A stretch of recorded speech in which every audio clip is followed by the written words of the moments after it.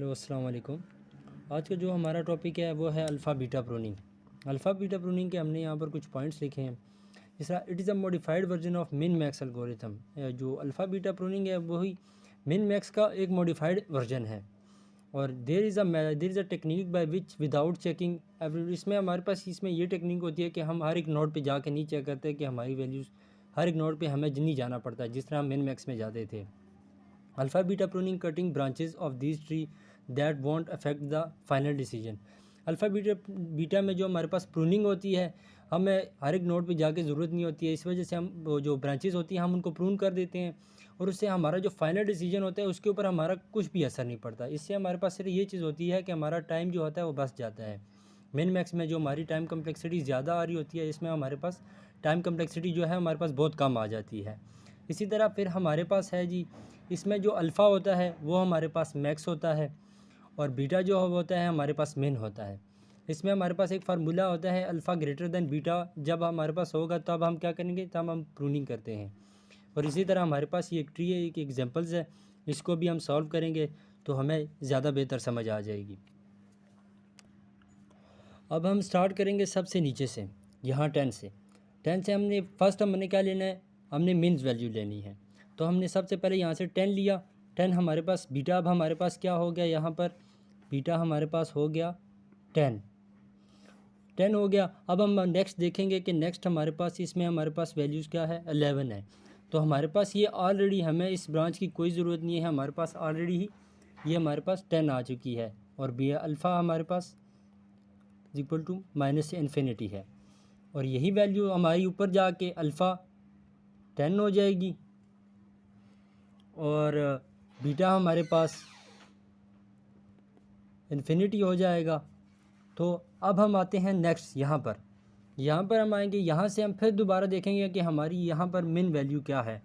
मिन वैल्यू हमारी यहाँ पर आ रही है 9 आ रही है। तो हमारे पास अब हम यहाँ पर 9 आ रही है तो अब चेक करेंगे इस नोड को। इस नोड पे हमारे पास क्या आ रहा है, 10 है, वो ऑलरेडी बड़ी है। जो अल्फ़ा है वो हमारे पास ऑलरेडी बड़ा है, तो हमें कोई ज़रूरत नहीं है अल्फ़ा ग्रेटर देन बीटा, तो ये हमारे पास ऑलरेडी प्रूव हो गई है। और अब जाते हैं, यही 10 ऊपर चला जाएगा, यहाँ पर क्या हो जाएगी, बीटा की वैल्यू फिर दोबारा 10 हो जाएगी। फिर हम आ जाते हैं हमारे पास यहाँ नीचे इस स्टेप पर आ जाएंगे 14। पहले हम 14 को लेंगे कि हमारे पास ही यहाँ पर अल्फ़ा की वैल्यू क्या आ जाएगी, बीटा की वैल्यू 14 आ जाएगी। और फिर हम चेक करेंगे कि अगली नेक्स्ट पे नोड पे आके हम चेक करेंगे कि नेक्स्ट क्या है हमारा। जब हम देखेंगे कि वो इससे बड़ी है तो हमें कोई ज़रूरत नहीं है कि उसको करने की, वो ऑलरेडी भी हमारे पास क्या हो जाएगा, वो उसको लेने की ज़रूरत ही नहीं है क्योंकि वो ऑलरेडी इससे बड़ी है। तो हमें चाहिए मिनिमम वैल्यू है तो हमें उसकी कोई ज़रूरत ही नहीं है। तो ये ऑलरेडी हमारे पास ये अब हमारे पास यहाँ पर डायरेक्ट ऊपर 14 आ जाएगा। 14 आने के बाद हम नीचे आ जाते हैं दोबारा फिर स्टेप पे। अब यहाँ से हम लेते हैं, यहाँ से अब हमारे पास अगर छोटी वैल्यू की हम बात करें तो हमारे पास आ जाती है 13 आ जाती है। बल्कि हमें चेक करने की ज़रूरत ही नहीं है क्योंकि ये बीटा हमारे पास 10 है और ये ऑलरेडी हमारे पास बड़ी वैल्यू आ रही है। तो इस पूरे ब्रांच की हमें कोई ज़रूरत ही नहीं है इस डेटा की, तो हमारे पास इसकी कोई ज़रूरत ही नहीं है अब लेने की। ये हमारे पास 10 ही रहेगा। ये 10 जो है हमारे पास अब जाके ना अल्फ़ा 10 हो जाएगा यहाँ पर। फिर हम आ जाएंगे यहाँ नीचे आ जाएंगे, ये वैल्यूज़ ऑलरेडी प्रूव हो जाएंगी। और फिर हमारे पास आ गई जी, यहाँ पर आ जाए, हम यहाँ पर लेते हैं। यहाँ पर हमारे पास क्या है, पहले 5 है, पहले 5 को लेंगे हम।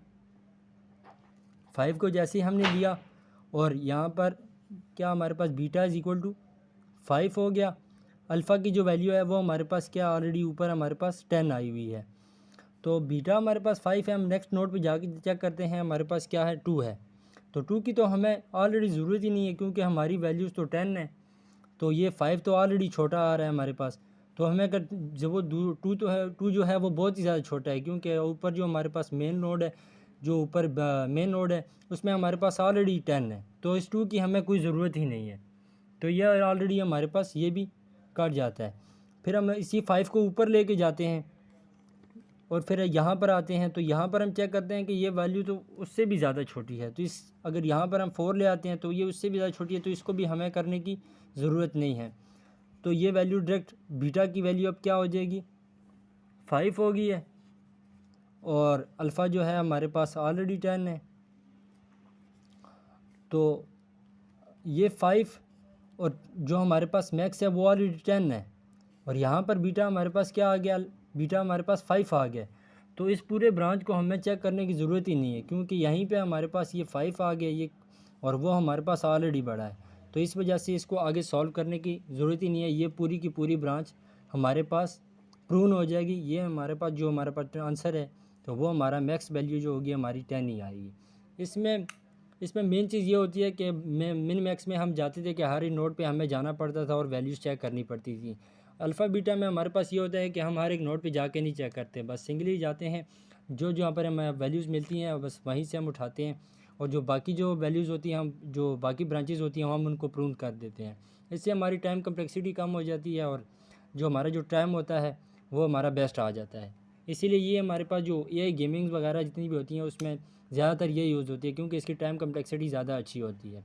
फिर जिस तरह के हमारे पास एज में गेमिंग वगैरह हैं, टिक टैक टॉक है और चेस है, और ये इसी तरह की एक्सेट्रा जो गेमें हैं इसमें हमारे पास ये यूज़ होती है, जिसमें 2 प्लेयर्स मिनिमम जो 2 प्लेयर्स होते हैं ये उसी के गेम में खेली जाती है। इंशाल्लाह कि आपको उम्मीद है कि आपको समझ आ गई होगी। इंशाल्लाह मिलते हैं फिर नेक्स्ट वीडियो में। ओके, अल्लाह हाफ़िज़।